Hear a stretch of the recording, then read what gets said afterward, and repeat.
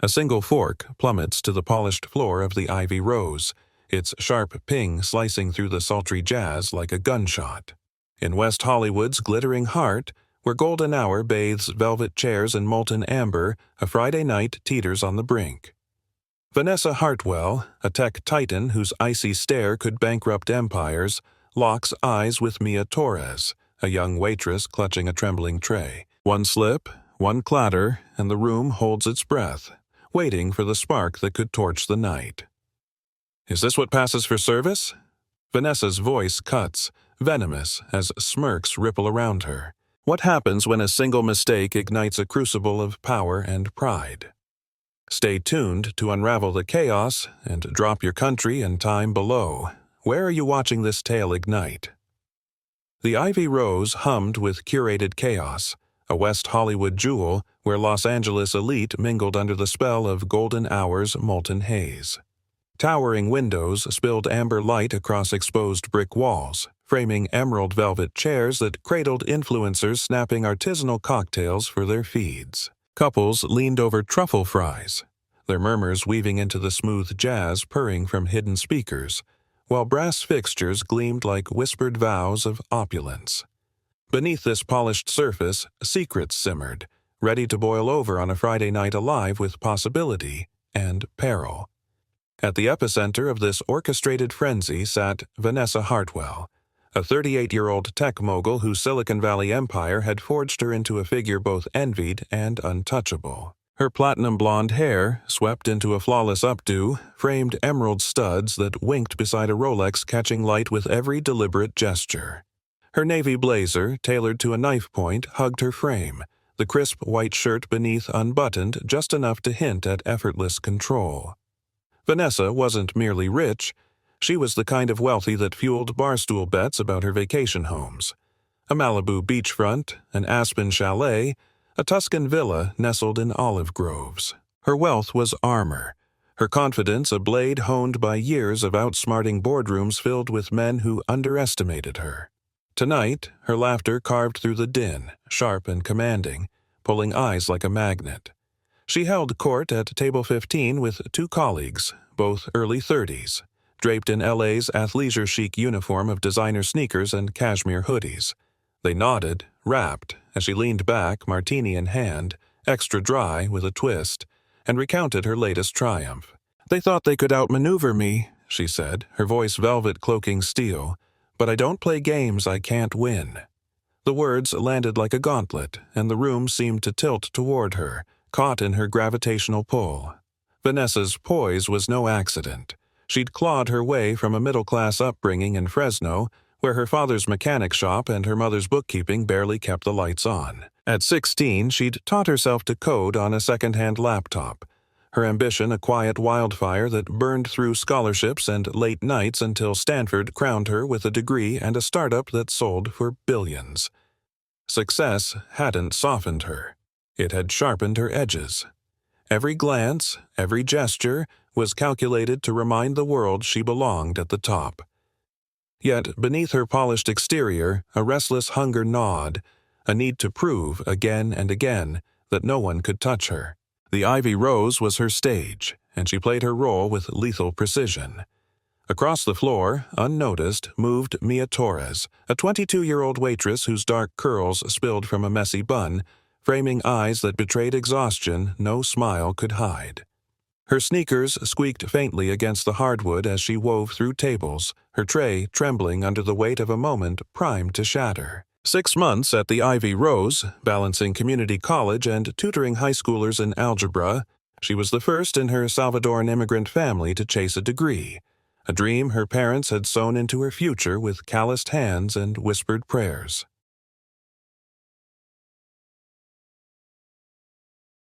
Her mother's late-night shifts cleaning offices, her father's dawn-to-dusk construction jobs. They'd built a bridge for Mia, and she crossed it with grit that belied her slight frame. Tonight, fatigue etched faint lines beneath her eyes, but she masked it with a practiced warmth honed by necessity. Tips were her lifeline. Rent, textbooks, the occasional coffee that kept her awake through 2 a.m. study sessions. The Ivy Rose was a madhouse, a relentless ballet of clinking glasses and sizzling plates. Mia had already dodged a spilled rosé at table 12, its pink puddle glinting like an accusation, and sidestepped a toddler's sticky fingers at table 8, leaving her apron smudged. Her focus stayed razor-sharp, though. Table 15 loomed ahead. Vanessa's table, a high-stakes arena where dazzle meant a generous tip and failure meant nothing. Mia's life was a tightrope, each step deliberate. Raised in East L.A., she'd grown up translating for her parents at parent-teacher nights, learning early that survival demanded resilience. College was her rebellion against a world that expected her to settle, a business degree to one day lift her family beyond scraping by. But dreams were heavy, and tonight they pressed against her ribs, mingling with the ache of a 10-hour shift. Vanessa's table radiated power, its trio commanding the room like a spotlight. Mia steadied her breath, gripping her tray, crab cakes for Vanessa, burrata with heirloom tomatoes for the others, and stepped forward, unaware she was walking into a crucible. "Good evening. Here are your appetizers," she said, her voice bright despite the weariness gnawing at her bones. She placed Vanessa's crab cakes with surgical care, then slid the burrata to the colleagues, offering a quick, "Enjoy your meal." But as she turned, her elbow grazed the tray's edge. A fork slipped, tumbling to the floor with a piercing ping that cut through the jazz like a scream. Heads swiveled. Mia froze, heat flooding her cheeks as she bent to retrieve it, stammering, "Oh, I'm so sorry. Let me grab a new one." Vanessa's martini halted mid-air, her eyes narrowing to slits. She set the glass down with a deliberate clink, louder than the room's hum. "Seriously?" Her voice dripped disdain, inspecting her crab cakes as if Mia's error had poisoned them. "Is this what passes for service here? Dropping things like we're at some dive bar off Sunset?" Mia straightened, clutching the fork, her apology tumbling out. "I'm so sorry, ma'am. It was an accident. Vanessa's manicured hand flicked up, silencing her. "Save it. I ordered these crab cakes 20 minutes ago, and now you're fumbling like it's your first shift. Do you even know what you're doing?" Mia's heart pounded, her hands trembling as she gripped the fork tighter. Vanessa's colleagues smirked. The woman, with a sleek bob and a silk scarf knotted artfully, leaned back to savor the drama, while the man in a fitted polo chuckled, tossing out, "Yeah, maybe stick to flipping burgers if this is your speed." The words stung like a whip, but Mia forced a nod, her voice a whisper. "I'll get you a new fork and check on everything, I promise." The room seemed to pause, tension rippling as eyes darted between the poised mogul and the flustered waitress. Vanessa leaned forward, her Rolex glinting like a warning shot. "This place charges $28 for crab cakes," she said, her voice rising to draw more stares. "And we get this? I could have stayed home, microwaved something better, and still come out ahead." Mia's tray grew heavier, the night balancing on a knife's edge. She'd weathered spills, tantrums, a brutal pace, but this was different. This was personal. Vanessa's scorn wasn't just about a fork, it was a performance, a flex of power rooted in her need to dominate. Years of fighting for respect in Tech's boys' club had taught her to strike first, to wield her status like a weapon. Mia, in her apron and squeaky sneakers, was an easy target, a stand-in for every doubter Vanessa had crushed. But her cruelty carried a shadow, her own fear of slipping, of being seen as less than invincible. That fear drove her now, sharpening her words into daggers.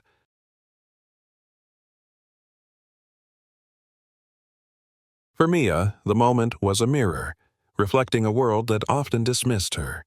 The colleagues' smirks echoed high school taunts about her second-hand clothes, the professor who'd assumed she'd drop out. Yet Mia's strength lay in her quiet defiance. She'd survived worse than this, carrying her parents' sacrifices like a torch. As she turned to fetch the fork, her mind churned not with defeat but with resolve. She wouldn't let one clatter define her. The Ivy Rose was no longer just a restaurant. It was a battlefield, its elegance a facade for clashing wills. The jazz played on, but the air thrummed with something darker, a prelude to consequences yet to unfold. Mia's steps toward the kitchen were steady now, her jaw set. Vanessa sipped her martini, unaware that her victory was fragile, a spark waiting for kindling. Around them, the room watched, drawn to a drama poised to erupt. This wasn't just about a fork. It was about power, pride, and the fragile threads holding two women's worlds together. The night was young, and the Ivy Rose was heating up fast.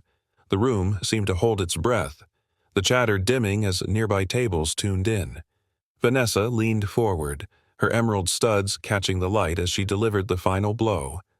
Honestly, if you can't handle a tray without turning it into a circus, maybe this isn't the job for you. Mia's face burned, her smile faltering as she turned toward the kitchen, the weight of every stare pressing down on her. She'd dealt with snarky customers before, LA was full of them, but Vanessa's cool, calculated venom felt personal, like a spotlight exposing every crack in her armor. Meanwhile, at a quiet table near the bar, a man in a navy blazer sipped his water, his eyes fixed on the scene. He didn't say a word, but the faint tap of his fingers against his glass hinted at something brewing. For Mia, Vanessa, and everyone watching, the night was just getting started. Mia Torres stood at the edge of table 15, her hands trembling as she clutched the fallen fork, the sharp sting of Vanessa Hartwell's words still ringing in her ears. The Ivy Rose's polished hardwood floor gleamed under her sneakers, but all she could feel was the heat creeping up her neck, her cheeks burning as Vanessa's voice carried over the hum of the restaurant. "Unbelievable," Vanessa said, loud enough for the surrounding tables to catch every syllable. "They'll hire anyone these days, won't they? She thinks a clumsy apology and a shaky hand will get her a tip. I should talk to the manager about this. She's single-handedly tanking the vibe tonight." The words sliced through the air, and Vanessa's colleagues erupted into laughter. Crisp, rehearsed, the kind of laugh you'd hear at a networking event where everyone's trying to impress the boss. The woman with the sleek bob adjusted her scarf, smirking, while the guy in the polo leaned back, arms crossed, clearly enjoying Mia's discomfort. Mia's chest tightened. She'd faced rude customers before. Working in West Hollywood meant dealing with entitled types who treated servers like props. But Vanessa's attack felt different, deliberate, like she'd spotted Mia's exhaustion and decided to twist the knife. "I'll be right back with a new fork," Mia managed to say, her voice barely above a whisper as she turned toward the kitchen. But Vanessa wasn't done. "Oh, take your time," she called after her, sarcasm dripping like honey. "Maybe practice walking straight while you're at it. I'd hate for you to drop something else and ruin my night completely." The table erupted again, their laughter bouncing off the exposed brick walls, and Mia felt every eye in the room on her back. She reached the kitchen door, her grip on the fork so tight her knuckles paled, her breath hitching as she fought the tears prickling her eyes. She wouldn't cry. Not here, not now. She'd grown up tougher than that, raised by parents who'd crossed borders with nothing but hope. But tonight, Vanessa's cold precision hit a nerve she didn't know she had.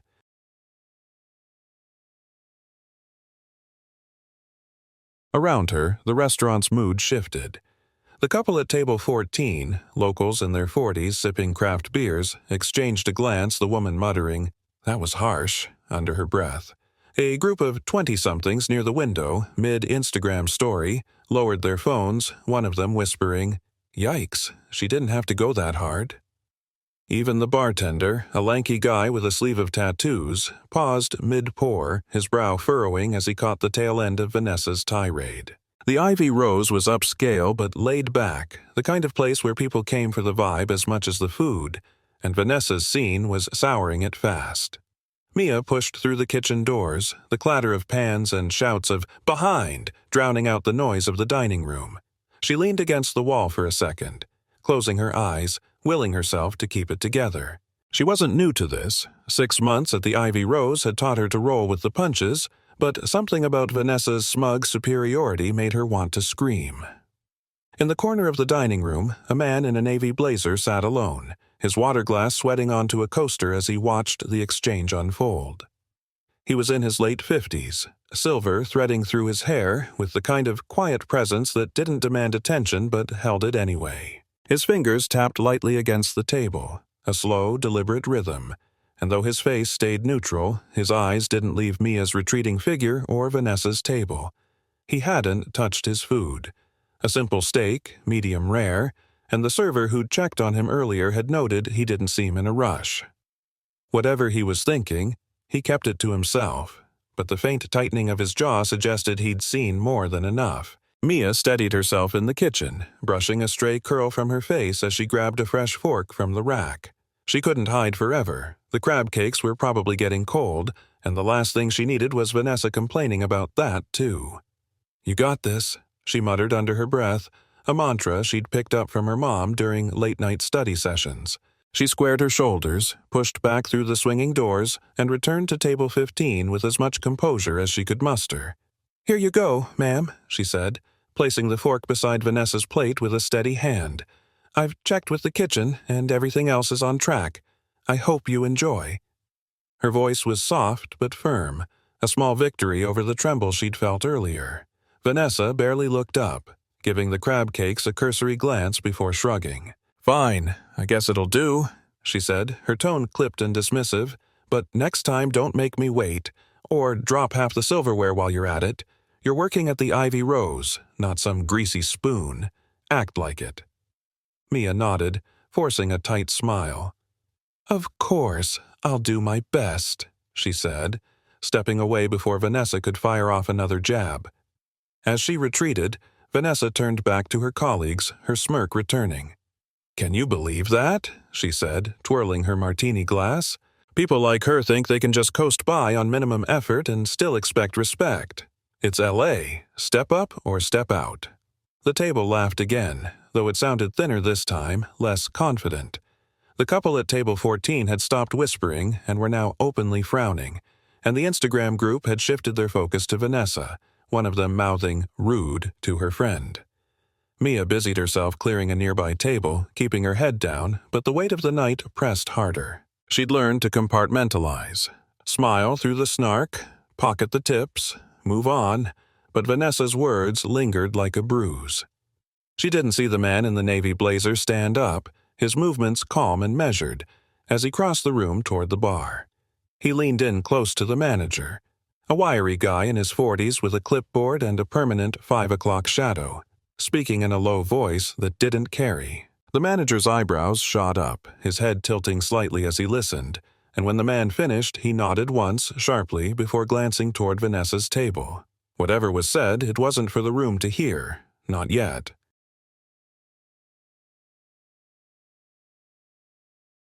Vanessa, oblivious, launched into a story about her latest trip to Napa, her voice rising over the jazz as she waved her martini glass for emphasis. She had no idea the night was about to turn on her.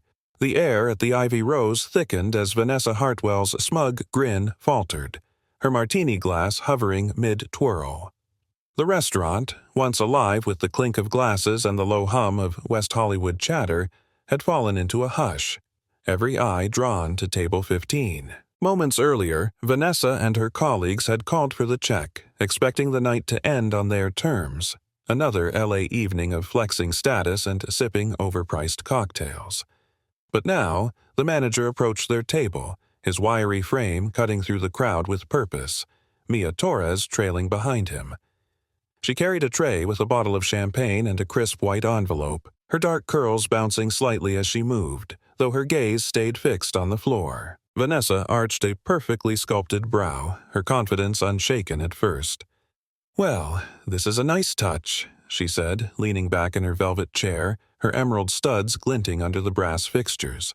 "Finally, someone's recognizing who keeps places like this afloat." Her colleagues nodded eagerly, the woman with the sleek bob clapping her hands softly. "Love the VIP treatment," she chirped, already reaching for her phone to snap a photo of the champagne. But the manager's expression didn't match their enthusiasm. He set the tray down with a deliberate thud, his voice steady and clipped, the kind of tone you'd hear from someone who'd seen it all. "Ladies, this is compliments of the house," he began, sliding the envelope toward Vanessa. "At the direct request of the Ivy Rose's owner.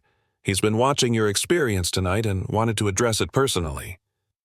Vanessa's smile flickered, her fingers tightening around her glass. "The owner?" she repeated, a hint of unease creeping into her polished demeanor. She glanced at her friends, expecting them to mirror her confusion, but they were too busy exchanging nervous looks, sensing the shift in the room. Before the manager could elaborate, the man in the navy blazer, who'd been sitting quietly near the bar all night, stepped forward. He was in his late 50s, silver streaking his hair, his posture relaxed but commanding, like a guy who'd walked into boardrooms and walked out with deals. The restaurant went dead silent, the jazz fading into background noise as diners craned their necks to watch. He offered a polite smile, but his eyes were sharp, cutting through the haze of Vanessa's bravado. "Yes, the owner," he said, his voice calm but carrying the weight of someone who didn't need to raise it. "I'm James Carver, and this is my place." Vanessa's jaw tightened, her cheeks flushing a faint pink beneath her flawless makeup. "Oh, Mr. Carver," she stammered, scrambling for footing. "I didn't realize." But James didn't let her finish, his gaze shifting to Mia, who stood off to the side, her hands clasped tightly in front of her apron. The tension was suffocating. Vanessa's colleagues shrank into their seats. The guy in the polo suddenly fascinated by his napkin. The woman with the scarf staring wide-eyed at the champagne like it might explode. The couple at table 14 leaned forward, whispering to each other, while the Instagram group near the window had abandoned their phones, mouths slightly agape. Vanessa opened her mouth to speak, but no words came. She was cornered, her usual script of charm and control useless. James stood there, unyielding, and the room waited, the conflict teetering on a knife's edge with no clear way out. Whatever happened next, Vanessa's night and her carefully curated image were about to unravel. James Carver tilted his head slightly, his gaze softening as it landed on Mia. "This is Mia Torres," he said, gesturing toward her with a nod. "My niece. She's 22, working her way through college and one of the hardest working people I've ever met. I'm damn proud to have her on my team." Mia's head snapped up, her brown eyes widening, a mix of shock and quiet gratitude flickering across her face.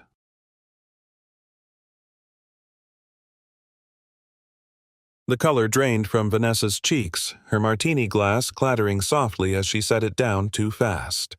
Her colleagues froze, the woman with the bob letting out a faint "oh" that hung awkwardly in the silence. The revelation hit like a thunderclap. Suddenly, Vanessa's earlier venom wasn't just petty, it was personal, and she'd aimed it at the wrong target. James turned back to Vanessa, his tone still even but laced with steel. "I couldn't help but overhear how you treated her tonight," he said, each word measured, deliberate. "Mistakes happen. Crab cakes get cold, forks hit the floor. It's part of running a restaurant. But there's a way to handle it, with respect, with a little decency. Money might get you a table here, Vanessa, but it doesn't buy you the right to tear down the people who make it happen." The room was a vacuum, every diner hanging on his words. Vanessa fidgeted with her Rolex, her confidence crumbling under the weight of his calm authority. Her friends stared at the table, avoiding eye contact, their earlier laughter replaced by a suffocating awkwardness. James didn't stop there. He gestured toward the champagne bottle, its gold foil catching the light. "This was supposed to be a gesture of goodwill," he said, "but I've changed my mind. Instead, I'm donating its value, along with your entire tab, to a local program that helps young women like Mia, kids who are busting their asses to build something better." A murmur rippled through the restaurant, heads nodding in approval. The couple at table 14 exchanged a quiet, "good for him," and the bartender smirked, leaning against the counter like he'd just witnessed justice served.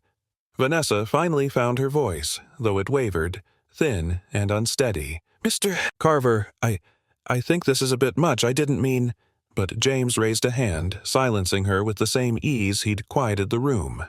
"This isn't about punishment," he said, his eyes locking onto hers. "It's about accountability. You've got a platform, a presence. Use it to lift people up, not knock them down. That's the kind of mark I hope you'll leave one day."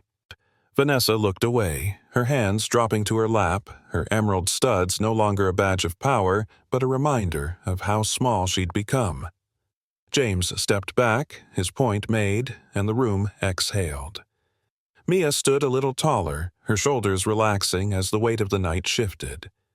Vanessa's world had flipped upside down, And the lesson wasn't just hers, it was everyone's. The Ivy Rose would never feel quite the same again. James Carver stepped back from table 15, his navy blazer catching the soft glow of the Ivy Rose's brass fixtures as he addressed the room one last time. "This place runs on respect," he said, his voice steady, resonating over the hushed diners. "Not just for the food, but for the people. The servers, the cooks, everyone who makes it work. Kindness doesn't cost a dime, but it's worth everything." A ripple of soft applause broke out, not loud or showy but real. Patrons nodding, some smiling at Mia Torres, who stood near the kitchen doors, her apron slightly wrinkled but her posture straighter than it had been all night. Vanessa Hartwell, 38 and usually untouchable, sat frozen, her platinum blonde updo still perfect but her confidence shattered. She stared at her untouched crab cakes, the taste of her own words souring the air. Her colleagues shifted uncomfortably, their earlier giggles replaced by silence, unsure how to salvage the moment. Vanessa rose to leave, her movements slow, her usual strut reduced to a hesitant shuffle. At the door, she glanced back at the room she'd once owned, her emerald studs glinting faintly. For the first time, she looked smaller, quieter, humbled in a way L.A. rarely saw. Outside, the cool night air hit her, and she waved off her friend's weak attempts at comfort, needing space to process a lesson she hadn't signed up for. Inside, Mia returned to the floor, her dark curls bouncing as she moved between tables with a warm, genuine smile. Patrons noticed. Some slipped her extra 20s with their bills, others offered quiet, "You did great" nods, seeing her not just as a waitress but as a 22-year-old with grit. The Ivy Rose settled back into its rhythm, but the vibe had shifted. James watched from his table, sipping his water, satisfied with the night's quiet justice. Worth isn't about wealth or status. It's how you treat the folks around you. Vanessa walked away changed, and Mia stood taller, proof that kindness can turn a rough night into something bigger. For everyone else, it was a reminder. In a city obsessed with clout, decency still matters. Share this if it hits us home. Sometimes we all need that nudge. What do you think? Ever had a moment where kindness flipped the script? Drop your thoughts in the comments below, and don't forget to hit that subscribe button for more stories like this. See you in the next one.